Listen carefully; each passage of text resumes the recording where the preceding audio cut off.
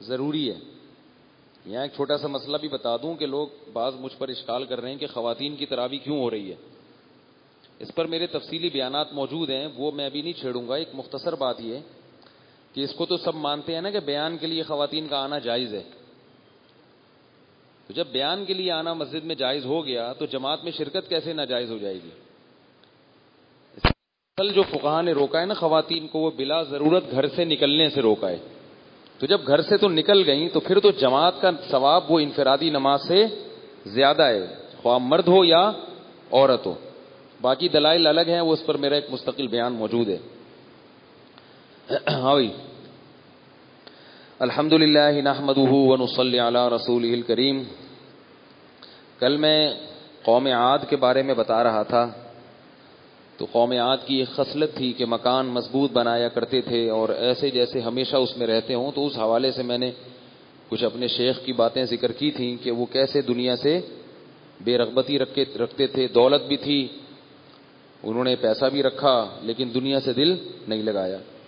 تو وہ سمجھانے کے لیے پورا واقعہ بتایا تھا کہ یہ دونوں چیزیں جمع ہو سکتی ہیں. پیسہ ہو جیب کے اندر ہو, دل کے اندر نہ ہو.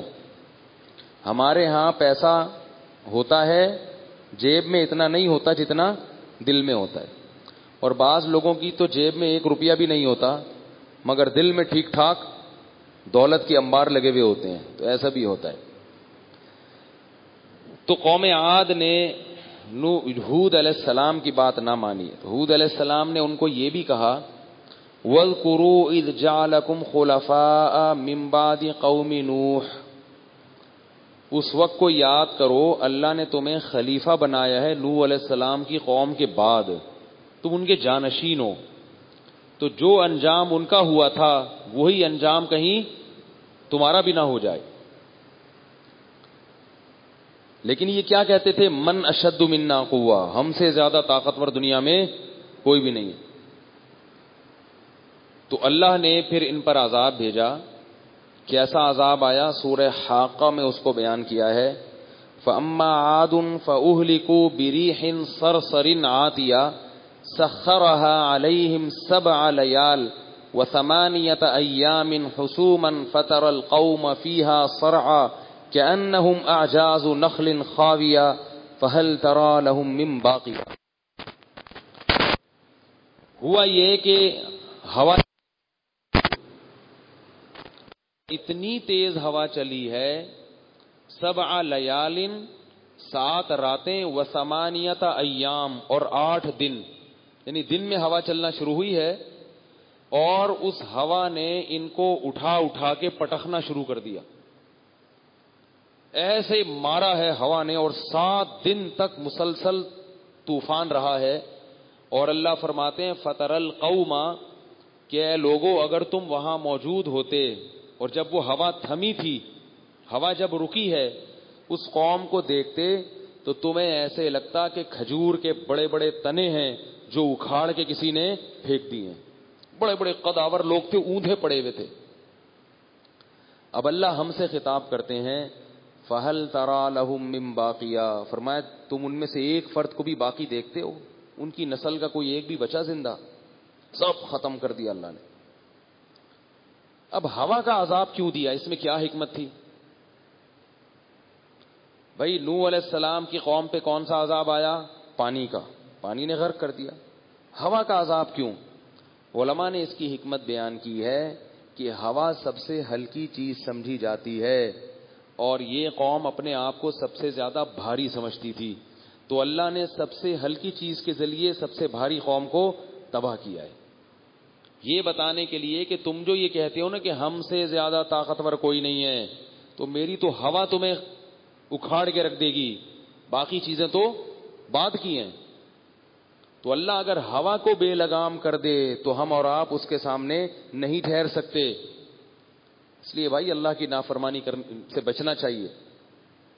تو قوم عاد کہ پھر جو اس کے کھنڈرات بھی ہیں آج بھی نظر آتے ہیں, آج بھی موجود ہیں وہ.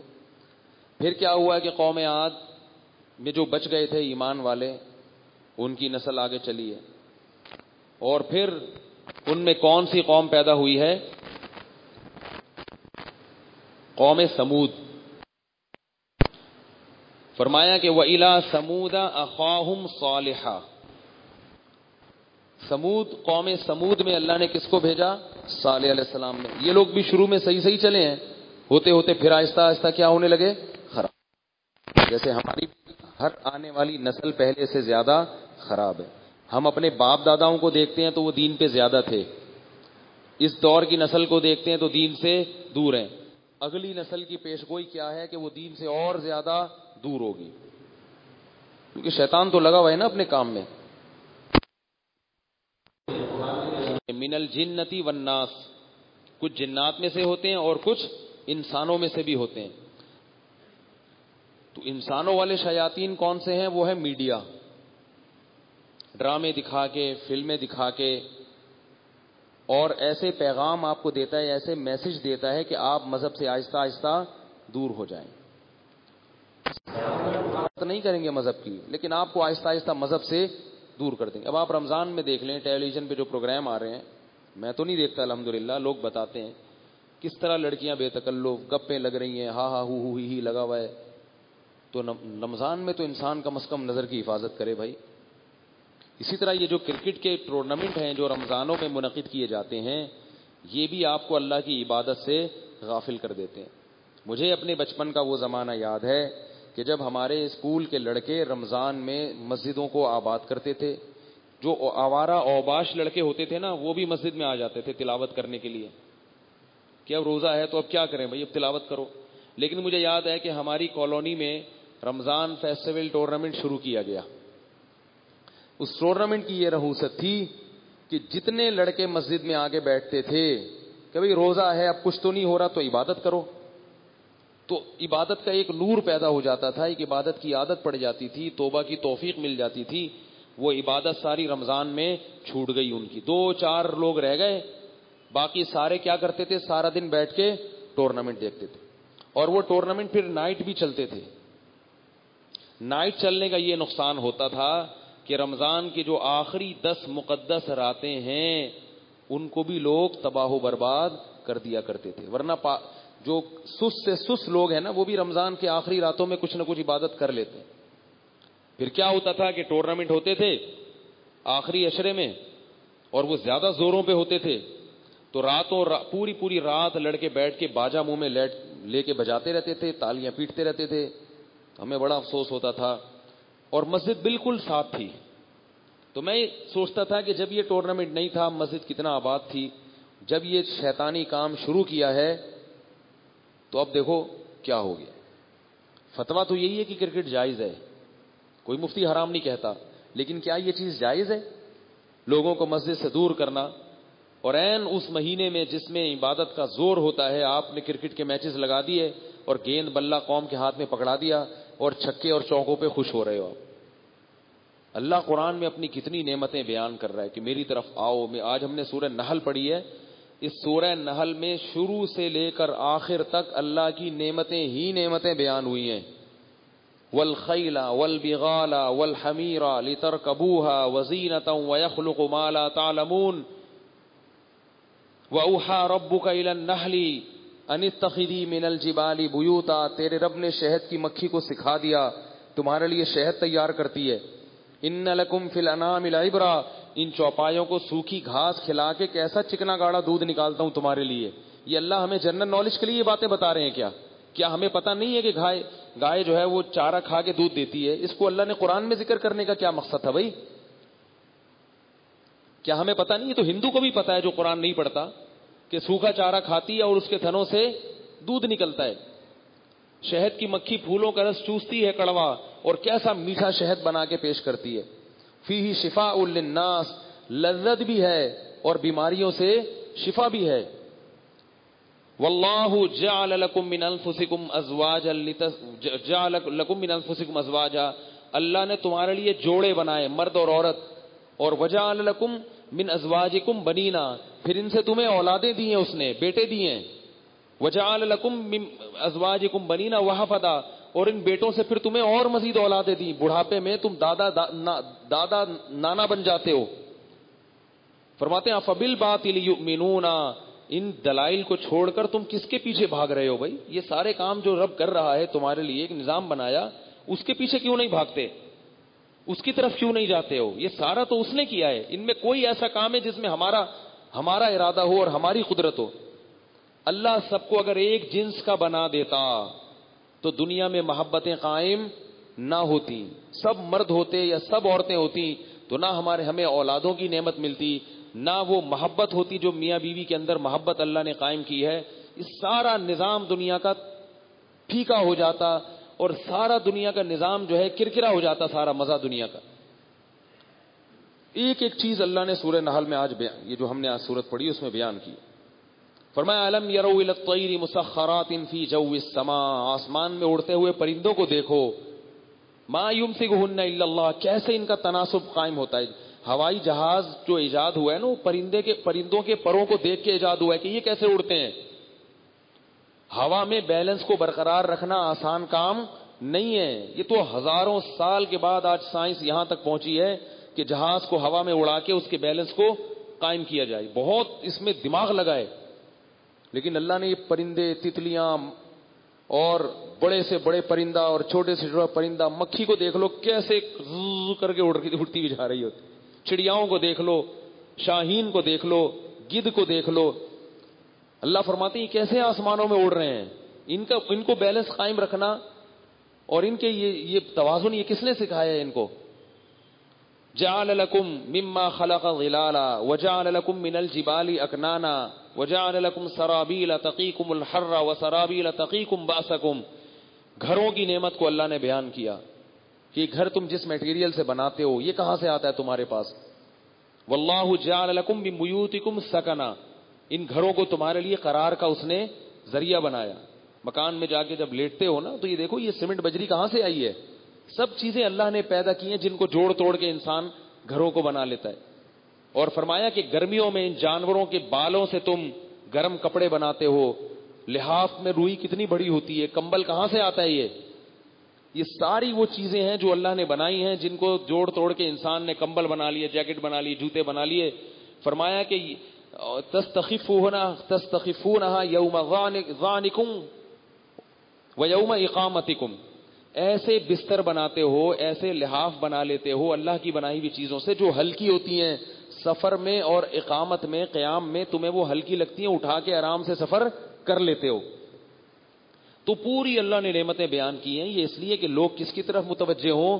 اللہ کی طرف۔ اب رمضان کا مہینہ آیا تھا، لوگوں کے دل نرم تھے اللہ کی عبادت کریں، تو حکومت کیا لگا دیتی ہے؟ ٹورنامنٹ شروع ہو جاتا ہے۔ ابھی بھی سنا ہے کوئی کرکٹ کا کوئی شروع ہو گیا، واللہ والا انڈیا پاکستان کے میچ شروع ہو جائیں گے۔ دیکھو اب بیٹھ کے سارا دن بیٹھ کے دیکھتے رہو کہ وہ ڈنڈا اٹھا کے ادھر گیند پھینک رہا ہے، وہ بالنگ کرا کے ادھر وکٹوں میں مار رہا ہے۔ اس میں کیا ہے؟ اس میں کیا چیز ہے؟ کوئی چیز ہے اس میں؟ یعنی یہ کوئی ایسی چیز ہے کہ جس کو دیکھ کے خوش ہوا جائے؟ بتاؤ اس میں کیا ہے؟ یعنی ایک بندہ گیند لے کر آتا ہے اور اٹھا کے وہ ایک وکٹوں میں پھینکنے کی کوشش کرتا ہے، دوسرا ڈنڈے سے اٹھا کے اس کو باؤنڈری لائن سے باہر پھینک دیتا ہے، اس سے پوری قوم پاگلوں کی طرح اچھلنا شروع ہو جاتی ہے۔ یہ بچکانہ حرکت ہے یا نہیں ہے؟ میں صرف آپ سے یہ سوال پوچھ رہا ہوں۔ یعنی یہ کوئی ایسی چیز ہے جس پہ فخر کیا جائے یا اتنا؟ بچے تو خوش ہوں تو اچھا لگتا ہے، بچے تو کسی کے پیچھے دم لگا کے بھی بڑے خوش ہو جاتے ہیں، آپ نے دیکھا ہوگا نا، بچوں کے تو بچے ہیں نا، وہ تو بچپن میں ہم کیا کرتے تھے کہ کسی کی قمیض میں نا کاغذ میں سوراخ کیا، ٹھیک ہے، کاغذ کے درمیان میں سوراخ کیا، کوئی بندہ جا رہا ہے تو اس کا کرتا پکڑ کے یوں کر کے وہ سوراخ میں سے اس کی کرتا نکالا اور وہ کاغذ اوپر چڑھا دیا، اب وہ پیچھے کیا ہے اس کی دم، اب ہم ہنس رہے ہیں، ہو ہاں ہاں ہاں ہاں، بڑا مزہ آ رہا ہے۔ بچوں پہ یہ چیزیں سوٹ کرتی ہیں، بچکانہ حرکتیں، ٹھیک ہے، لیکن جب بچپن ختم ہو جائے تو بچکانہ حرکتیں بھی ساتھ ساتھ ختم ہو جانی چاہیے۔ اب گیند اور بلے پہ اچھل رہے ہیں، ہاں وہ مار دیا اس نے چھکا، وہ یہ کر دیا، عزت اور ذلت کا معیار بنا لیا اس کو، پاکستان جیت گیا تو پتہ نہیں ایٹمی گویا دھماکہ کر دیا ہے، کشمیر فتح ہو گیا ہے۔ بچکانہ کھیلیں تھوڑا سا، ہو ہاں ہاں، وہ ختم ہے۔ لیکن اس کو اتنا زیادہ پروٹوکول دے دینا، ان کے کھلاڑیوں کے انٹرویو آ رہے ہیں، ان کے وہ، میں آپ کو عجیب بات بتاؤں، ہم نے بھی بچپن میں کرکٹ کھیلنا برا نہیں ہے، وہ تو ہلہ گلا تھوڑا سا ٹھیک ہے چلتا ہے، لیکن اس کو اتنا زیادہ بڑھا لینا۔ اب دیکھیں نا، یہ بالر جب گیند کرانے کے لیے آتا ہے تو پہلے وہ تمام فیلڈروں کو، جتنے بھی فیلڈرز ہیں نا، ان کو دیکھتا ہے، بالکل وہ منظر ہوتا ہے جیسے کوئی فوج کا میجر جو ہے وہ میدان جنگ میں فوجیوں کو ترتیب دے رہا ہے. تو میدان جنگ میں کوئی آرمی کا آفیسر اگر فوجیوں کو جگہ بتا رہا ہو اور سوچ رہا ہو اور تم کہے تم تھوڑا سا یوں ہو جاؤ گے, نہیں تھوڑا سا, تو سمجھ میں آتا ہے کہ بھائی وہاں سے بھی گولیاں چلنے والی ہیں, ملک کی پوری تقدیر داؤ پہ لگنے والی ہے, قوم کے مستقبل سے کھیلا جا رہا ہے. ابھی اس میں پلان بنایا جائے, سوچا جائے, تبھی آئی ایس ایس بی میں بھرتی ہونے کے لیے بڑے ذہین لوگوں کو لیا جاتا ہے. آئی ایس ایس بی میں جو امتحان ہوتا ہے نا, وہ یہ دیکھا جاتا ہے کہ یہ پلاننگ کرنے کے قابل بھی ہے یا نہیں ہے. لیکن یہی صورتحال کرکٹ کے میدان میں بھی ہوتی ہے, جس میں نہ کوئی جنگ ہو رہی ہے, نہ کوئی بندہ مرنے والا ہے, نہ کوئی زندہ ہونے والا ہے, کچھ بھی نہیں ہونے والا. وہ ایسے پلاننگ کر رہا ہے نا, بالر ہو گئے تھوڑا سا ادھر جاؤ گے, نہیں تھوڑا سا ادھر, بھائی وہ گیند جب آئے گی تو ڈنڈے سے اٹھا کے وہ پھینکے گا, اس میں کیا تھوڑا سا ادھر ہو گئے تھوڑا سا ادھر ہو گئے, وہ تو تکا ہے نا, تکا. تبھی تو دیکھیں اس میں تکے لگتے ہیں, چھکے پہ چھکا لگ رہا ہے, نہیں لگ رہا تو پہلی بال پہ آؤٹ ہو کے آ گئے. اور اس پہ قوم اتنی عزت دیتی ہے, کھلاڑیوں کو کندھے پہ اٹھا اٹھا کے گھمایا جا رہا ہے. تو اللہ کے بندو, کھیل کو کھیل سمجھو, عزت اور ذلت کا معیار نہیں سمجھو. تبھی میں کہتا ہوں کرکٹ کے علاوہ کچھ اور کھیل لو, کیونکہ اس میں عزت اور ذلت بہت زیادہ سمجھی جانے لگی ہے. یہ کھیل نہیں رہا ہے یہ, اور یہ ہوتا اس کا دورانیہ بہت لمبا ہے. ایک میچ ختم ہوگا تو دوسرا شروع, دوسرا ختم ہوگا تو تیسرا شروع. تو رمضان کی راتیں برباد ہو جائیں گی آپ کی, رمضان کے دن برباد ہو جائیں گے اگر آپ نے اپنے آپ کو کرکٹ میں لگایا. اللہ کہتے ہیں ففروا الی اللہ, اللہ کی طرف آؤ, وہ تمہارا رب ہے, وہ تمہیں بلا رہا ہے مسجدوں کی طرف, وہ تمہیں کہہ رہا ہے میرے کلام کو سنو, میری باتوں کو سنو, اور آپ دلچسپی کس میں لے رہے ہیں؟ کھیل میں. تو یہ بھی وہ شیطان ہے جس کا اللہ نے سورہ ناس میں ذکر کیا, من الجنتی والناس, جو لوگوں کو اللہ کے راستے سے روکتا ہے. بات آ رہی ہے سمجھ میں؟ تو میں بات کیا کر رہا تھا, ان کی بات تو میں کر رہا تھا, یہ یہاں سے کہاں ادھر کدھر سے آئی, کیونکہ پھر وہ اس سے لنک جڑتا ہے نا. وہ تو میں کر رہا تھا صالح علیہ السلام, قوم سمود کی بات تو ہو رہی تھی, لیکن یہ یہاں سے ٹرن کدھر سے مارا ہے یہ, تو یہ وہ تاکہ وہ جڑتا ہے نا وہ کسی وجہ سے. چلو آ جائے گا ذہن میں انشاءاللہ. ہیں وہ تو ٹھیک ہے, وہ تو شیطان تو آتا ہے انسان کے اس میں, وہ تو پتہ ہے مجھے, ٹھیک ہے نا, وہ ٹھیک ہے. اچھا خیر, تو میں بات یہ کر رہا تھا کہ قوم سمود جو تھی, قوم سمود, ہاں میں یہ کہہ رہا تھا کہ آہستہ آہستہ نسلیں کیا ہو جاتی ہیں, خراب ہونا شروع ہو جاتی ہیں. اور کیوں خراب ہوتی ہیں؟ کہ جو شیطان ہے, دونوں قسم کے شیطان, چاہے وہ جنات میں سے ہوں چاہے وہ انسانوں میں سے ہوں, وہ اپنی محنت نہیں چھوڑتے. تو اب ہمارے باپ دادا نیک تھے, ہم نیکی میں ان سے کم, اور اگلی نسل ان سے بھی کم. اور اللہ کا یہ قاعدہ ہے کہ اللہ نے کافر کے لیے تو آخرت رکھی ہے جہنم کا عذاب, لیکن جو ایمان والے دنیا میں جب بدعمالی اختیار کرتے ہیں من حیث القوم, تو ان کو دنیا میں سزا ملتی ہے, آخرت میں تو ملے گی, دنیا میں بھی ملتی ہے. کیونکہ وہ مقتدا تھے, وہ رہبر تھے, ان کو دوسری قوموں نے فالو کرنا تھا, غیر مسلم قوموں نے. اس کی ہمیں بنی اسرائیل سے مثال ملتی ہے کہ اللہ نے جب بنی اسرائیل خراب ہو گئے تو اللہ نے ان کو فرعون کا غلام بنا دیا, اور خوب دھنائی لگی ہے بنی اسرائیل کی, بہت ظلم ہوا بنی اسرائیل پر. جب ظلم سہتے سہتے تنگ آ گئے تو پھر موسیٰ علیہ الصلوۃ والسلام کو انہوں نے قبول کیا ہے کہ کوئی نبی آئے ہمارے اندر. اگر اللہ ویسے ہی بھیجتے تو پتہ نہیں یہ مانتے بھی کہ نہیں مانتے.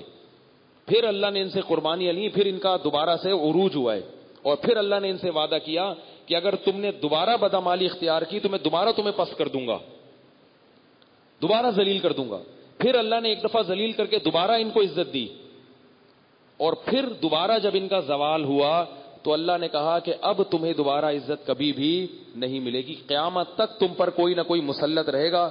اور اب یہودی نام گالی بن چکا ہے. یہودی کے خلاف آپ فرانس میں چلے جائیں, وہ لوگ بھی بولیں گے یہودی 2 نمبر ہوتے ہیں. ایران میں چلے جاؤ, وہ بھی بولے گا یہودی کیا ہوتا ہے, 2 نمبر ہوتے ہیں. ویسے تجارت میں 1 نمبر ہوتے ہیں وہ, مالی لین دین میں, کیونکہ وہ چھوٹی چھوٹی نیچ حرکتیں کر کے اپنا امیج خراب نہیں کرتے, وہ بڑی بڑی 2 نمبریاں کرتے ہیں. ایک دفعہ ایک بندہ آیا میرے پاس, چور تھا وہ, تو مجھ سے اس نے پیسے لیے 2-4 ہزار, مجھے نہیں پتا تھا یہ بہت بڑا چور ہے, تو واپس لا کے دے دیے 2-4 دن کے بعد. مجھے کسی نے بتایا کہ یہ تو چور ہے, یہ واپس نہیں دیتا. تو میں نے کہا یار آپ نے واپس کیوں دے دیے؟ اس نے کہا یہ 2-4 ہزار روپے کی ہم چوریاں نہیں کرتے. اس نے کہا یہ 2-4 ہزار روپے ہم کسی کے نہیں کھاتے, جب ہم کھاتے ہیں تو لمبا ہاتھ مارتے ہیں, ٹھیک ہے نا. تو یہ جو یہودی لوگ ہیں نا, یہ بڑے ڈسپلن اور امانت دار اور معاملات میں صاف, یہ چھوٹی چھوٹی چیزوں میں ہیں. جہاں بڑے بڑے معاملات ہوتے ہیں نا, تو یہ کہتے ہیں ملکوں کو کھاؤ, قوموں کو کھاؤ, 1-2 بندے کو کھانے کی ضرورت نہیں ہے, ملکوں کو کھاؤ. سمجھ رہے بات کو؟ تو یہی حال کہ نسل آہستہ آہستہ خراب ہونا شروع ہو جاتی ہے. تو یہی حال کس کا ہوا؟ قوم سمود کا بھی. آہستہ آہستہ برائی آئی, اور وہی برائیاں ان میں بھی آ گئیں جو پہلے قوموں میں تھی. وہ برائی کیا؟ بت پرستی, عقیدت میں غلو. اب صالح علیہ السلام نے آ کے ان کو سمجھایا, سمجھاتے رہے سمجھاتے رہے سمجھاتے رہے, اور بھی برائیاں تھیں اس قوم میں. تو وہ قوم کیا کہنے لگی؟ کوئی معجزہ دکھاؤ, معجزہ دکھاؤ کہ آپ اللہ کے نبی. اور یہ بھی تانے دیتے تھے, یا صالح قد كنت فینا مرجوا قبل هذا اتنهانا ان نعبد ما يعبد آباؤنا او ان نفعل في اموالنا ما نشاء. وہ حرام بھی کماتے تھے, دھوکہ دیتے تھے. تو صالح علیہ السلام نے کہا کہ بھئی تم حلال کماؤ نا, یہ تم جھوٹ اور دھوکے سے کام کیوں لے رہے ہو, حلال کماؤ. تو انہوں نے پتہ ہے صالح علیہ السلام کو کیا تانا دیا؟ صالح علیہ السلام کو انہوں نے یہ تانا دیا, قد کنت فینا مرجوا قبل هذا. اے صالح, تیری صلاحیتوں کو دیکھ کے لگتا تھا کہ تو ہماری قوم کا معاون اور مددگار بنے گا, قومی ترقی کا ذریعہ بنے گا. نہیں آ رہی بات میرا خیال ہے. جیسے ماں باپ میں کوئی بچہ بڑا ذہین ہو اور وہ مولوی بن جائے, تو ابا کیا کہتے ہیں, یار میں تو سمجھ رہا تھا کہ یہ ہمارے خاندان کی ناک کیا کرے گا, اونچی کرے گا, یہ بنے گا ڈاکٹر, یہ بنے گا انجینئر, یہ بنے گا سائنسدان, یہ پیسہ کمائے گا, ہمیں یہاں سے نکال کے ڈیفنس میں لے کے جائے گا, پھر ڈیفنس سے اڑا کے امریکہ میں شفٹ کرا دے گا. اور یہ کیا کر گیا؟ یہ مولوی بن گیا, ٹھیک ہے نا, یہ تبلیغ میں نکل گیا, یہ 4 مہینے لگا کے آ گیا. اب یہ کہہ رہے اللہ سے ہوتا ہے, غیر اللہ سے کچھ نہیں ہوتا. نماز پڑھو, روزہ رکھو, امی پردہ کیا کرو, بہن کو بھی پردہ کرایا کرو. تو والدین کیا کہیں گے, یار یہ کیا ہو گیا بھائی, ہم کدھر لے کے جا رہے تھے اور یہ کدھر کو جا رہا ہے. تو بھی آئی نہیں. یہی الفاظ کس کے تھے؟ ہمارے جاننے والے تھے, ایک ہی بیٹا تھا ان کا, بیٹے سے بڑی امیدیں لگا کے رکھی ہوئی تھیں, تو وہ گاڑی بھی رکھ لی. یہ نہیں کہ دنیا چھوڑ دی اس نے, تعلیم میں بھی آگے تھا, مگر نماز روزہ بھی شروع کر دیا. تو اس کے بارے میں اس کے گھر والے کہتے تھے, ایک ہی انڈا وہ بھی گندا, ایک ہی انڈا وہ بھی گندا نکلا. تو یہ کہتے تھے.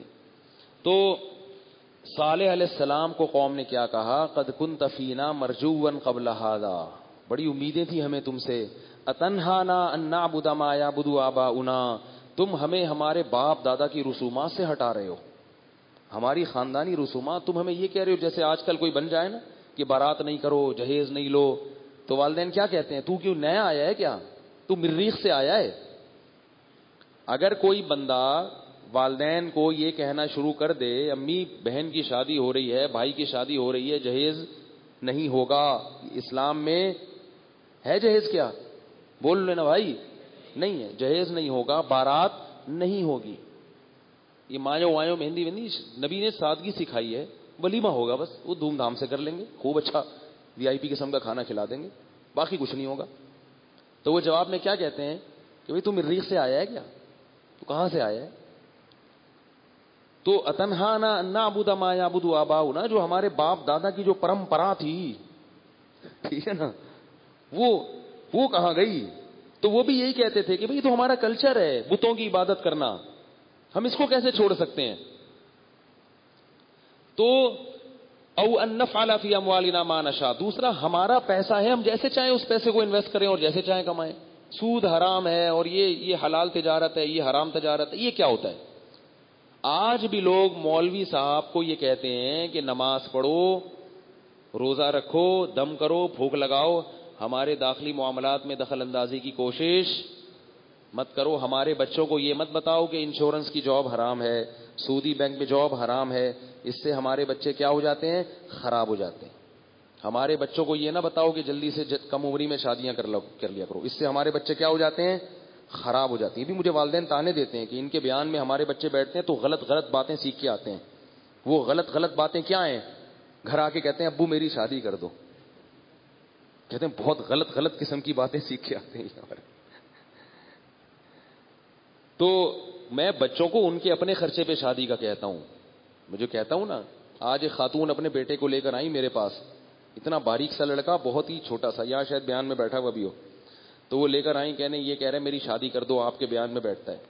تو میں نے اس کا بیٹا آپ کے پاس کچھ ہے؟ مجھے اس کی بیچارہ اچھا لڑکا ہے, مذاق کر رہا ہوں, وہ دل پہ نہ لے اگر سن رہا ہے تو اس کی جو پینٹ تھی نا, اس کو دیکھ کے مجھے لگ رہا تھا کہ اس کو رشتہ نہیں ملے گا اس پینٹ میں. صحیح ہے نا؟ بہت بیچارے کی گھسی پٹی سی پینٹ, پتلی سی پہنی ہوئی تھی اس نے. بڑا اچھا لڑکا ہے, گپ شپ ہے میری اس سے. تو میں نے اس سے کہا کہ بیٹا شادی آپ ضرور کریں, لیکن کس کے خرچے پہ؟ اپنے خرچے پہ. اماں نے آپ کو پال پوس کے بڑا کر دیا, ذمہ داری پوری ہو گئی. اب بہو کس کے خرچے پہ آئے گی؟ آپ کے خرچے پہ. تو آدھی بات لیتے ہو, آدھی نہیں لیتے. ہاں اماں اپنے خرچے پہ کرا دے تو ثواب ان کو بھی ملے گا, لیکن اس میں یہ ڈر بھی ہوتا ہے نا کہ اگر اپنے خرچے پہ کرا دی تو پھر بالکل ہی ہاتھ پہ ہاتھ رکھ کے بیٹھ نہ جائے کہیں. ابھی تو پھر بھی اس امید میں کچھ جاب واب کر لے کے شادی کرنی ہے, ورنہ بعض دفعہ ابا نے کرا دی تو بچہ پہلے سے سست ہوتا ہے, پوستی ہوتا ہے, وہ اور پڑ جاتا ہے آ کے. اب ابا کہنے لو پہلے اس کو پالو, اب اس کی بیوی کو بھی پالو. تو لیکن اگر کوئی باصلاحیت بیٹا ہے جو محنت سے پڑھ رہا ہے, دل لگا کے پڑھ رہا ہے, اور آپ کو پتا ہے ایسا سست نہیں ہے, تو پھر والد کو چاہیے کہ وہ اپنے خرچے پہ شادی کرا دے اس کی. اس میں آپ کو ثواب ملے گا, اس کی رزق میں اللہ تعالیٰ برکت دیں گے. مگر یہ چاہیے ہے, لازم نہیں ہے. تو یہ پورا مسئلہ ہے, اس کو اسی طرح بیان کیا کریں, آدھا نہ بیان کریں کہ بس کرا دو اور ابا سے ہی پیسے لے کے بھی کرا دو, بیوی کا خرچہ بھی ابا اٹھائیں گے, بچے سارے وہ بھی ابا. ابا نے آپ کو جوان کر دیا نا پال پوس کے, ابا کی ذمہ داری بولو بھائی ختم ہو گئی. اب پتہ ہے آپ کو مسئلہ یہ ہے کہ جوان بیٹے کی, خود اس بیٹے کی ذمہ داری باپ پر نہیں ہے. باپ کے ذمے بیٹیوں کو کھلانا تو ہے جب تک بیٹی کی شادی نہیں ہوتی. بیٹا جب بالغ ہو جائے تو باپ کے ذمے اس کو کھلانا پلانا واجب نہیں ہے, کیونکہ اب اس پر خود کمانا فرض ہو گیا ہے. لیکن پھر بھی کھلا دیا کریں, ثواب ملے گا. ایسا نہ ہو کہ بیٹوں کو نکال دیں گھر سے. تو میں بیٹوں کو یہ بتانا چاہ رہا ہوں کہ یہ آپ کے باپ کا احسان ہے آپ کے اوپر کہ آپ کو کھلا رہے ہیں وہ. خیر, تو صالح قوم سمود نے کیا کہا؟ 3 الزام لگائے کہ ایک تو یہ کہ آپ سے ہمیں بڑی امیدیں تھیں, دوسرا یہ کہ آپ ہمیں اس رسم سے روک رہے ہو جو ہمارے باپ دادا کی ہے, تیسرا یہ کہ ہم پیسے ہمارے ہیں تو اس میں آپ کو یہ حق کس نے دیا کہ آپ بولو یہ صحیح ہے اور یہ غلط ہے. تو یہی حال ہے. لوگ علماء کو بھی کہتے ہیں کہ بھئی یہ نہ بتائیں یہ سود ہے, یہ حلال ہے, یہ حرام ہے, بس آئیں قرآن خوانی کریں, مردوں پہ بخش کے چلے جائیں, مردوں کو نہلائیں, دفن کریں, قبر پہ کھڑے ہو کر فاتحہ پڑھیں, اس کے بعد پتلی گلی سے نکل جائیں. بس اتنا ہونا چاہیے مولوی صاحب, اس سے زیادہ والا مولوی ہمیں پسند نہیں ہے, وہ خطرناک ہے, اس سے دور رکھو. جیسے تمام دوائیں بچوں کی پہنچ سے دور رکھتے ہیں, ایسے ہی اپنے بچوں کو اس قسم کے مولویوں کی پہنچ سے دور رکھیں. تو یاد رکھو ایسا نہیں ہو سکتا. جب اللہ نے علماء کو پیغمبر کا وارث بنایا ہے تو وہ بات کریں گے جو معاشرے میں خرابی ہے اس کو ہائی لائٹ کریں گے وہ. تو اب میں آگے چلتا ہوں, جلدی جلدی اس کو ختم کرتا ہوں. تو انہوں نے الزام لگایا, پھر وہ صالح علیہ السلام جب سمجھاتے رہے تو اور اللہ کے عذاب سے بھی ڈراتے رہے, تو انہوں نے کہا کہ اگر تم اللہ کے نبی ہو تو کوئی معجزہ دکھاؤ, کوئی نشانی دکھاؤ. صالح علیہ السلام اس لیے نشانی نہیں دکھاتے تھے کہ اللہ کی عادت ہے کہ اللہ جب کوئی بالکل 2 اور 2 4 کی طرح نشانی دکھا دیتے ہیں نا تو پھر مہلت نہیں دیتے. بعض لوگوں کا یہ مطالبہ ہوتا ہے کہ ہمیں اسلام کے برحق ہونے کی ایسی کوئی معجزہ نظر آ جائے. تو یاد رکھو جب ایسی کوئی نشانی واضح نظر آتی ہے تو پھر اس کے بعد اللہ کی طرف سے مہلت ختم. پھر اگر ایمان نہیں لائے تو اللہ نہیں چھوڑتے. ابھی تو موقع ہے نا سوچنے کا. سوچو, اللہ کہتے ہیں مہلت دے رہا ہوں, سوچو یہ سچے پیغمبر ہیں, ان کی سیرت میں غور کرو, ان کی باتوں پہ غور کرو, سوچنے کا موقع ہے. تو ایسے ہی الٹے مطالبے شروع کر دیے انہوں نے. تو عجیب الٹا مطالبہ کیا کہ یہ جو پہاڑ ہے نا اس سے اونٹنی نکال کے دکھائیں. اب اونٹنی کا پہاڑ سے کوئی جوڑ بنتا ہے؟ بس وہی جو منہ میں آیا بک دیا. کوئی اونٹنی جو ہے نا اونٹنی نکال کے دکھائیں. اللہ تعالیٰ نے صالح علیہ السلام کے ہاتھ پہ یہ قدرت ظاہر کی، انہوں نے اشارہ کیا اور پہاڑ سے ایک اونٹنی نکل آئی. سب پوری قوم نے دیکھا. اللہ نے کہا میں نے نکال تو دی ہے یہ، لیکن اب اس کے کچھ حقوق ہیں اس اونٹنی کے. یہ کس کی اونٹنی ہے؟ ناقۃ اللہ. یہ اللہ کی ناقہ کہتے ہیں اونٹنی کو، یہ اللہ کی اونٹنی ہے. اب جس وقت یہ پانی پیے گی کوئی اور گھاٹ پہ پانی نہیں پیے گا، اور اس کو اب چھیڑنے کی کوشش نہ کرنا. اگر اس کو تم نے قتل کیا فوراً تم پر اللہ کا عذاب آئے گا. اب کیا ہوا کہ وہ ڈر گئے کہ بھئی یہ تو بڑا معجزہ ہے. کافر تھے مگر ایک خوف پیدا ہو گیا.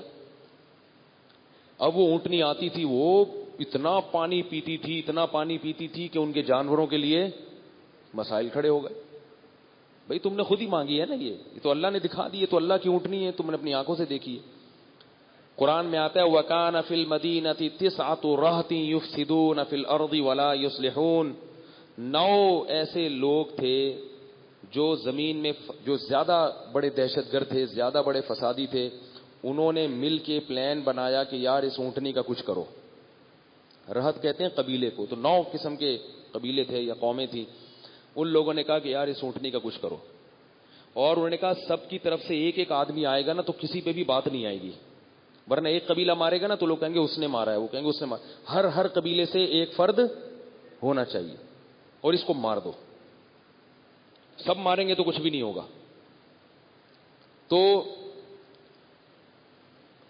تقاسموا باللہ لنبیتنہ اہلہ ثم لنقولن لولیہ ما شہدنا مہلک اہلہ وإنا لصادقون. اور پھر بعد میں مکر جانا، قسمیں اٹھا کے مکر جانا کہ ہم نے نہیں کیا. تو اللہ فرماتے ہیں فعقروہا، انہوں نے اونٹنی کی ٹانگیں کاٹ ڈالی، ختم کر دیا. تو اللہ نے حضرت صالح کو وحی کی کہ اپنی قوم کو کہہ دو تمتعوا فی دارکم 3 ایام، 3 دن ہیں تم عیش و عشرت سے گزار لو. 3 دن کیوں اللہ نے مہلت دی یہ اللہ بہتر جانتا ہے. شاید اس میں حکمت تھی کہ ایمان والے لوگ یہاں سے نکل جائیں سارے.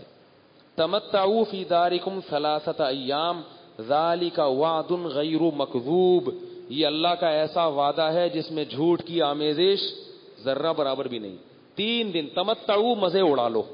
کیسے بدبخت تھے دیکھیں، پیغمبر یہ دھمکی دے کے گئے ہیں مگر ان کو پھر بھی یہ تھا کہ بھئی کوئی عذاب نہیں آ رہا، پھر بھی نہیں بھاگے وہاں سے.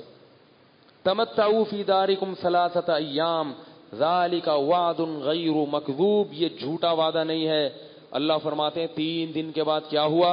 اما ثمود فاہلکوا بالطاغیہ، ایک زوردار آواز آئی ہے، فرشتے نے صرف ایک چیخ ماری ہے، اور وہ اتنی زوردار آواز تھی کہ اس چیخ سے ان کے کلیجے پھٹ گئے. صرف ایک آواز کی طاقت سے کیا ہوا؟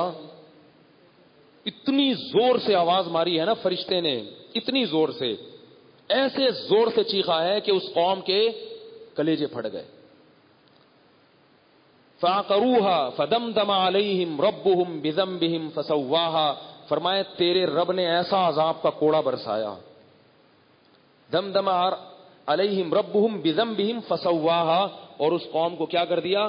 برابر، ختم، نام و نشان ختم، کھنڈرات باقی ہیں ان کے.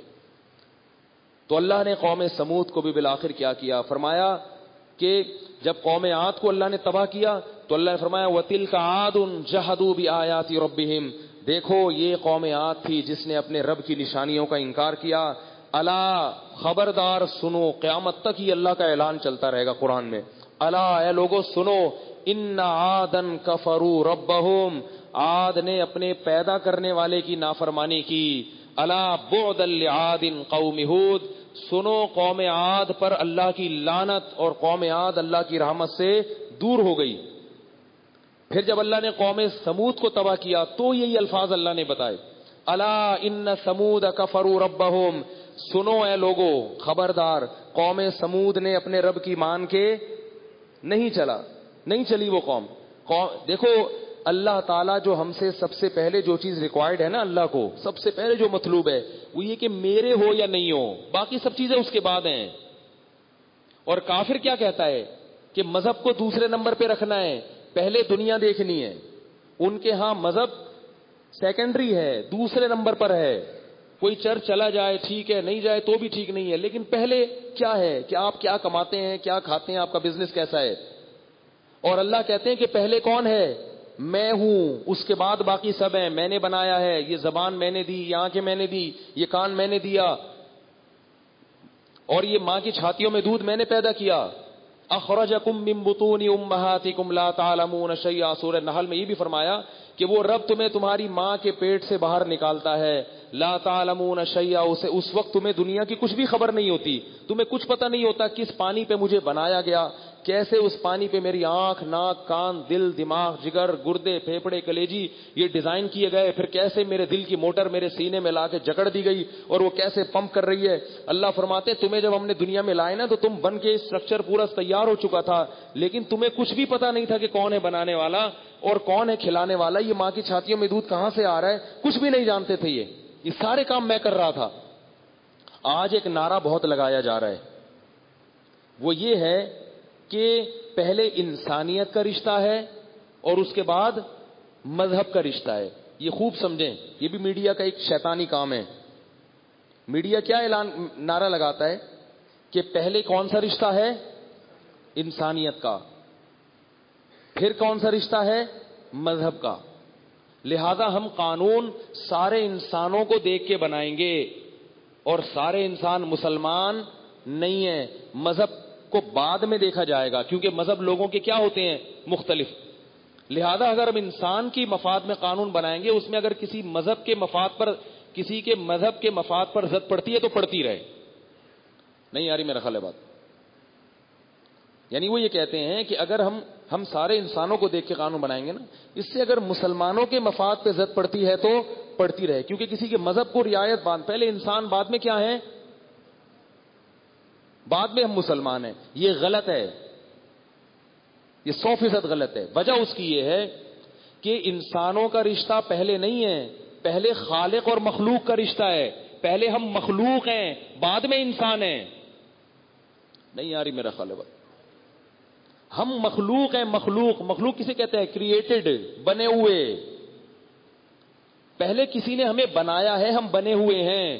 اس کے بعد پھر اس کا احسان ہے کہ ہمیں جانور نہیں بنایا, اس نے کیا بنا دیا, انسان. تو پہلا رشتہ کس کا ہے, خالق اور مخلوق کا.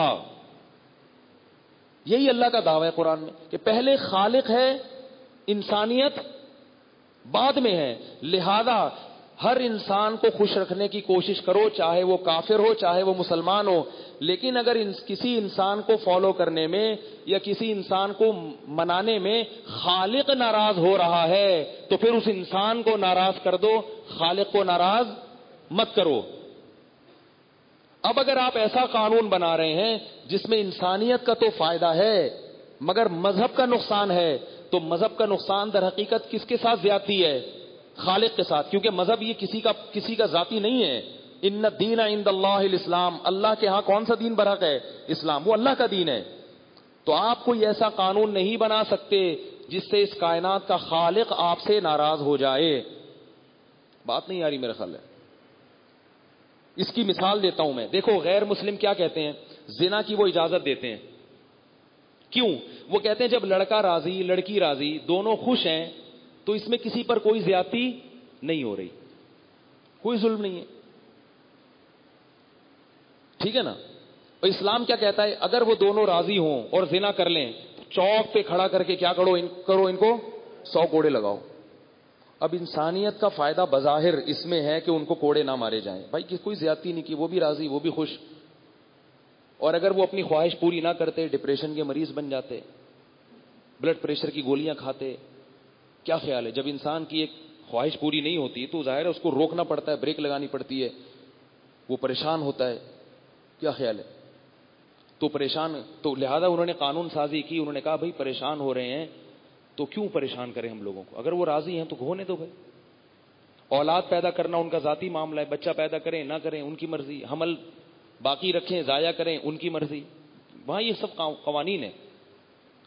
ہمارے ہاں شریعت میں ایسا نہیں. اللہ کہتے ہیں دونوں نے خوشی خوشی بھی زنا کیا ہے اور پکڑے گئے, تمہیں پتہ چل گیا. شادی شدہ تھے تو زمین میں گاڑ کے پتھروں سے مار دو ان کو, اور اگر کنوارے تھے تو چوک پہ کھڑا کر کے 100 کوڑے لگاؤ. ولا تأخذکم بہما رأفۃ فی دین اللہ, اور اللہ کی حد جاری کرنے میں تمہیں نرمی سے کام لینے کی اجازت نہیں ہے. اب جو لوگ یہ کہتے ہیں کہ انسانیت پہلے ہے, وہ اس قانون کو مانیں گے؟ کہیں گے نہیں بھائی یہ نہیں, اتنے تو کوڑے لگ رہے ہیں, پتھروں سے مار کے ہلاک کر رہے ہیں, یہ کیا سر. لیکن جو کہتے ہیں کہ پہلے رشتہ کون سا ہے, خالق اور مخلوق کا, تو یہ زانی تو خوش ہو رہا ہے, زانیہ بھی خوش ہو رہی ہے, لیکن ناراض کون ہو رہا ہے؟ اللہ. وہ کیا کہتا ہے؟ ان اللہ لا یأمر بالفحشاء, اللہ بے حیائی کو کبھی پسند نہیں کرتا. اللہ کو زمین پہ بے حیائی پسند نہیں ہے, اور زنا کو اللہ نے بے حیائی قرار دیا ہے. فرمایا تم انسان ہو, نکاح کر کے رہو, بغیر نکاح کے کسی عورت کے قریب جانے کی تمہیں اجازت, بولو بھائی, نہیں ہے. نہ آنکھوں کا زنا کرنے کی اجازت, نہ کانوں کا زنا کرنے کی اجازت, نہ زبان سے زنا کرنے کی اجازت. تو اب جو اللہ کو مانے گا نا, جو خالق کے رشتے کو مانتا ہے, وہ کیا کہے گا کہ بھائی زانی کی ٹھکائی لگنی چاہیے. پہلے کون ہے؟ خالق. اور اس نے بتا دیا کہ مجھے اتنی ترجیح دینی ہے کہ والدین پر بھی مجھے ترجیح دی جائے گی. تو انسانیت کے رشتہ میں سب سے اہم ترین انسان کون ہوتا ہے؟ والدین ہوتے ہیں نا بھائی. سب سے زیادہ آپ کی زندگی میں احسان کس کا ہوتا ہے؟ والدین کا. تو اللہ نے نبی کی زبان سے کہلوا دیا, لا طاعۃ لمخلوق فی معصیۃ الخالق. خالق کو ناراض کرنے میں کوئی کسی مخلوق کی اطاعت جائز نہیں, چاہے والدین ہی کیوں نہ ہو, ان کی ماننا بھی جائز نہیں ہے بالکل. ان کو بھی آپ, بلکہ مستحب چیزوں میں جہاں شریعت نے ترغیب دے دی ہے, وہاں اگر والدین روکتے ہیں تو بھی علماء کہتے ہیں کہ وہاں والدین کی اطاعت لازم نہیں ہے. جہاں شریعت نے ترغیب دی ہے نا کہ یہ کرو, اور والدین خامخواہ میں منع کریں آپ کو, تو وہاں بھی نہیں ہے. وہاں بھی آپ کر سکتے ہیں کیونکہ شریعت نے کہا ہے. تو اس لیے یہ جو انبیاء بار بار بیان کرتے ہیں نا, وہ کس کا تعارف کرواتے ہیں, انٹروڈکشن کس کا کرواتے ہیں؟ خالق کا. تو اللہ فرماتے ہیں ہم نے قوم سمود کو کیا کر دیا؟ تباہ و برباد کر دیا. اور اللہ نے پھر تباہ و برباد کرنے کی, جب قوم عاد کو تباہ کیا تو فرمایا تلک عاد, دیکھو یہ تھے عاد, جحدوا بآیات ربہم کفروا بربہم, اپنے رب کا انکار کیا, اور کیسے یہ تباہ ہو گئے. وَأُتْبِعُوا فِي هَذِهِ الدُّنْيَا لَعْنَةً, اس دنیا میں بھی ان پر اللہ کی طرف سے لعنت ہوئی, اور آخرت میں بھی تباہ و برباد ہو گئے. پھر قوم سمود کا یہی حشر ہوا ہے. اور پھر اللہ نے قوم سمود کے بعد جو دوسری قوم جس کا قرآن میں اللہ نے ذکر کیا, وہ جب قوم تباہ ہو گئی تو پھر ابراہیم علیہ السلام کا دور آیا, اس کا پھر کیا ہوا, پھر لوط علیہ السلام کا دور آیا, وہ پھر میں انشاءاللہ کل بیان کروں گا. ان قوموں میں کیا ہوا, ان میں کیا برائیاں تھیں. پھر ہمیں یہ دیکھنا چاہیے کہ من حیث القوم, کہیں وہ برائیاں ہم میں بھی تو نہیں. اور دیکھو قرآن کی جو دعوت ہے نا, وہ فطرت کو اپیل کرتی ہے. قرآن کبھی ایسی برائی کو برائی نہیں کہتا جس کا برائی ہونا ہی سمجھ میں نہ آ رہا ہو, خام خامے ویسے ہی. قرآن نے اصول بھی بیان کیے ہیں کہ قل ان اللہ لا یأمر فی الفحشاء. دیکھو اللہ بے حیائی کو پسند نہیں کرتا, تو بے حیائی کو تو کوئی بھی شریف آدمی پسند نہیں کرتا.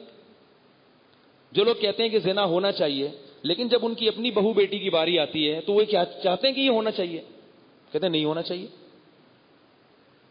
اس کا کیا مطلب ہے کہ یہ صرف شہوت ہے, یہ صرف خواہشات نفسانیاں ہیں جو آپ کو غلط رخ پر لے کر جا رہی ہیں. ایک صاحب نے مجھے بتایا کہ میں برائیوں میں مبتلا تھا, جب میرے بیٹی پیدا ہوئی ہے تو مجھے خیال ہوا کہ اگر میں نے یہ برائیاں نہ چھوڑی اور میری بیٹی کو پتہ چل گیا تو میری بیٹی بھی ان برائیوں میں مبتلا ہوگی. اس کی خاطر مجھے وہ برائیاں چھوڑنی پڑی. تو میں نے کہا دیکھو اس برائی کا برائی ہونا سمجھ میں آ گیا نا. برائی ہونا, جیسے میں شیعہ لوگوں سے سوال کرتا ہوں, شیعہ کہتے ہیں کہ متع حلال ہے. شیعہ کیا کہتے ہیں کہ متع کانٹریکٹ میرج ہے نا, 2 دن کی, 1 دن کی, 4 مہینے کی, وہ کہتے ہیں بالکل حلال ہے. تو اور دلائل ہیں بہت سارے اس کے حرام ہونے کے. میں ایک دلیل یہ دیتا ہوں, شیعہ لوگوں سے کہتا ہوں کہ اگر کوئی سرعام آپ کی بیٹی کے لیے متع کا پیغام بھیجے کہ آپ 2 گھنٹے کے لیے اپنی بیٹی کو میرے نکاح میں دے دیں, تو یہ سنتے ہی نا وہ آگ بگولا ہونا شروع ہو جاتے ہیں. وہ کیسی مثال دے رہے ہو ہے بھائی, کیوں میری بیٹی کی کیوں مثال دے رہے ہو, میری بہن کی کیوں مثال دے رہے ہو. میں نے کہا اس کا مطلب ہے کہ اگر یہ حلال کام ہے تو آپ کو غصہ کیوں آ رہا ہے اس کے اوپر بھائی. جبکہ نکاح کے لیے لوگ خود آ کے بتاتے ہیں نا، مولوی صاحب میری بیٹی جوان ہو گئی ہے، کوئی رشتہ ہو تو بتائیں. کہتے ہیں نا کہ مولوی صاحب میری سسٹر کے لیے کوئی رشتہ بتا دیں، اچھا ہو، بندہ تمیزدار ہو. اس میں غیرت نہیں آتی کیونکہ یہ فطرت کے مطابق ہے. لیکن وہی آپ متع کی بات کریں، جو شیعہ لوگ متع کو حلال کہتے ہیں، کہ کسی شیعہ کے پاس جا کے بولیں کہ آپ کی بہن ہے معاذ اللہ نقل کفر، میں متع کرنا چاہتا ہوں، 2 گھنٹے کے لیے شادی کرنا چاہتا ہوں، وہ تھپڑ مار کے بھگا دے گا آپ کو، غیر کہ دفع ہو یہاں سے. تو آپ اس کو کہیں آپ کی کتابوں میں لکھا ہوگا چلو جاؤ یہاں سے. اس سے پتہ چلتا ہے کہ یہ قابل قبول نہیں ہے معاشرے میں، اور یہ غیرت اور حمیت کے خلاف ہے، شریعت اس کی اجازت نہیں دیتی ہے. تو اللہ نے ہمیں جو قرآن میں احکام دیے ہیں نا، اسلام کی سب سے بڑی خوبی خدا کی قسم یہ ہے، فطرت اللہ التی فطر الناس علیہا، فرمائی یہ وہ نیچر ہے، یہ وہ فطرت ہے جس پر میں نے تمہیں پیدا کیا ہے. اس میں فطرت کے خلاف تمہیں کوئی حکم نہیں ہے. اگر اللہ ہمیں یوں حکم دے دیتے چھپکلیاں کھاؤ، کتے بلی کھاؤ، گائے نہیں کھاؤ، مرغی نہیں کھاؤ، تو عجیب سا ہو جاتا نا کہ اللہ کیا کھلا رہا ہے تو ہمیں بھائی. اللہ نے کہا پاکیزہ چیزیں کھاؤ اور یہ درندے کھانا چھوڑ دو. اللہ نے کہا ذبح کر کے کھاؤ، اگر اللہ کہتے ذبح کیے بغیر کھاؤ، ذبح کیا ہوا حلال نہیں ہے، کچھ لوگ کھا لیتے، بہت سو کو الٹیاں آ جاتی. اللہ کہتے نکاح کر کے نہیں رہنا، بغیر نکاح کے رہنا ہے. تو بہت سے لوگ جیسے یورپ والے بغیر نکاح کے زندگی تو گزار رہے ہیں، مگر سر جوڑ کے بیٹھے ہوئے، یہ ہماری نسلیں تباہ ہو رہی ہیں. وہ پریشان ہے یار، اس کو فیملی سسٹم کو کیسے درست لکھ کریں، ہم پریشان ہیں، سر جوڑ کے بیٹھے ہیں، کیا کریں بھائی ہم. تو فطرت کے مطابق چلا دی اللہ تعالیٰ نے نیچر. اگر اللہ کہتے والدین کی نافرمانی کرنی ہے، بڑا مشکل ہو جاتا. بار بار خیال آتا یار کہ میرا باپ ہے، اس نے مجھے کتنا بچپن میں محبت دی، میری ماں ہے، اس نے دودھ پلایا، اور اللہ کہہ رہے ہیں کہ جو یہ کہے نا اس کے خلاف چل رہے ہیں تم نے. خدا کی قسم بڑا مشکل کام ہو جاتا. ضمیر ملامت کرتا بار بار، اور آپ کو ضمیر کے خلاف چلنا پڑتا. اللہ نے وہی کہا جو ہمارے ضمیر کی آواز ہے. اللہ نے کہا کہ مخلوق میں سب سے پہلا حق کس کا ہے؟ والدین کا. لا تقل لهما اف. اللہ کہتا ہے رشتہ داری توڑنی ہے، نہ بھائی کا پتہ ہونا چاہیے، نہ بہن کا پتہ ہونا چاہیے، نہ چاچا کا پتہ ہو، نہ ماموں کا پتہ ہو. جیسے گوروں کو پتہ ہوتا ہے، پتہ ہی نہیں ہوتا چچا کون ہے، ماموں کون ہے، ابا کا مشکل لگ رہا ہے آج کل پتہ لگنا وہاں پہ. تو سارے اس لیے وہ انکل ہیں، ان کے سب کون ہوتے ہیں؟ انکل. اور ساری عورتیں کیا ہوتی ہیں؟ انٹی. ہمارے ہاں انکل کا جو اصل مفہوم ہے، ابا کے چھوٹے بھائی انکل ہیں، بڑے بھائی تایا ہیں. بڑے چھوٹے کا فرق تو بڑا، وہ اس میں بڑی گہرائی ہے. تو اب اللہ اگر کہہ دیتے کہ ساری رشتہ داری توڑو تو بڑا مشکل ہوتا، بھائی سے لڑنا مشکل کام ہو جاتا نا یار، بھائی ایسے لڑنا بڑا مشکل کام. اللہ اگر کہتے داڑھی کٹاؤ، آپ بتائیں کل اللہ نہ کرے میں داڑھی کاٹ کے بیٹھتا یہاں پہ، آپ کو اچھا لگتا؟ میں یہ جو لوگ کہتے ہیں نا داڑھی کاٹنے میں حسن ہے، یہ اس وقت تک ہے جب تک رکھی نہ ہو. ایک دفعہ رکھ لو، پھر داڑھی میں اللہ نے جو نور رکھا ہے وہ نور آپ کی سمجھ میں آ جائے گا. بغیر داڑھی کا آدمی جب داڑھی رکھتا ہے تو برا نہیں لگتا. داڑھی رکھنے والا آدمی ایک دن کاٹ کے آ جائے نا، کیسی عجیب سی چہرے پہ اس کے ایک بے برکتی سی اور ایک نحوست کے آثار ہوتے ہیں. ہم کہتے ہیں یار یہ کیسا چہرہ ہے؟ تو پتہ یہ چلا کہ داڑھی میں کیا ہے؟ حسن ہے. ہاں بعض دفعہ ہم فطرت کے خلاف چلتے چلتے اس حسن سے مانوس نہیں رہتے. اب ہمیں کیوں پسند آ رہے ہیں؟ اس لیے کہ ہم دیکھ دیکھ کے عادی ہو چکے ہیں نا ایک چیز کے. جیسے چائنا والے جب بلی کھاتے ہیں تو انہیں تو الٹی نہیں آتی. میں گلگت میں تھا، وہاں ایک کتا ہے سڑا ہوا عجیب سا کتا جا رہا تھا، میں یوں کر کے نا پیچھے ہو رہا تھا. انہوں نے کہا بھی چائنیز نے دیکھ لیا نا اس کو کاٹ کے کھا جائیں گے. میں نے کہا یہ کوئی کھانے کی چیز ہے یار، ایسا تو ہم بکرا نہیں کھاتے، تو کتا ایسا کھا جائیں گے؟ تو کھا جاتے ہیں. تو وہ تو جب آپ فطرت کے جیسے پہلی دفعہ جھوٹ بولیں گے تو برا لگے گا آپ کو، ضمیر ملامت کرے گا. لیکن جھوٹ بول بول کے ایک وقت آتا ہے کہ سچ بولتے ہوئے برا لگ رہا ہوتا ہے آدمی. جھوٹ بولنے میں اچھا لگ رہا ہوتا ہے، بڑی خوشو خضو سے اس دن نماز پڑھتا ہے جس دن جھوٹ بولتا ہے. کہتا ہے آج مجھے عجیب سی نورانیت محسوس ہو رہی ہے. اسی طرح جو گندے مندے رہتے ہیں، اصل تو کیا ہے؟ نہاتے ہیں، صاف ستھرے ہوتے ہیں، خوشبو لگاتے ہیں، سکون محسوس ہوتا ہے نا آپ کو بھی، سامنے والے کو بھی. لیکن بھنگی کو نہیں ہوتا. بھنگی کو اگر آپ کچھ دن صاف ستھرا رکھو، وہ کہے گا یار کس عذاب میں ڈال دیا ہے مجھے. تو بھنگی کا ایک بس واقعہ بتا کے میں اپنی بات ختم کرتا ہوں. 2 بھنگی جا رہے تھے، ایک بھنگی جا رہا تھا، ہمارے حضرت یہ واقعہ سناتے تھے، عطر کی دکان کے قریب سے گزرا تو دھڑام سے گر کے بے ہوش ہو گیا. ٹھیک ہے نا، خوشبو کی دکان کے قریب سے گزرا اور گر کے بے ہوش. اب پبلک پریشان ہے. اس وقت ایمبولینسیں تو ہوتی نہیں تھی. کوئی جوتے مار رہا ہے, کوئی سر پہ پانی ڈال رہا ہے, کوئی ٹھنڈا, بندہ ہوش میں نہیں آیا. تو اس کے بھائی کو فون کیا, وہ بھی بھنگی تھا. بھائی آیا, اس نے حالات کا جائزہ لیا نا, چاروں طرف دیکھا کہ کیا مسئلہ ہوا ہے. ایک دم اس کو دور ایک خوشبو کی دکان نظر آئی. اس نے کہا او آئی سی, سمجھ گیا. اس نے کہا بھائی مسئلہ یہ ہے کہ کہیں سے کہیں گوبر لے کر آؤ. گوبر اس کی ناک کے قریب رکھا, سنگھایا گیا, اٹھ کے وہ ایک دم بیٹھ گیا. تو اس نے کہا بھائی ہم لوگ اس چیز کے عادی ہیں, وہ گٹر میں گھسے رہتے ہیں, بدبو کے عادی ہیں, خوشبو کا جھونکا آیا, یہ افورڈ نہیں کر پایا. ٹھیک ہے نا. تو وہ ہماری فطرت چینج ہو جاتی ہے. ہمیں گٹکے میں مزہ آنے لگتا ہے, پان میں مزہ آنے لگتا ہے, تو پھر شہد تھوڑی اچھا لگے گا ہمیں. چائے میں مزہ آئے گا تو دودھ تھوڑی اچھا لگے گا. تو ہم چینج, اب ہم نے اپنے آپ کو چینج کرنا ہے, اللہ کے قانون کو چینج نہیں کرنا. ہم جب چینج کر لیں گے, فطرت پہ آ جائیں گے, تو اللہ کا پہلا وعدہ کیا ہے کہ تمہیں دنیا میں بھی پاکیزہ زندگی ملے گی, سکون کی, اور آخرت میں بھی ملے گی. تو باقی واقعات انبیاء کے انشاءاللہ میں کل بیان کروں گا. اللہ تعالیٰ سمجھنے کی, عمل کرنے کی توفیق عطا فرمائے.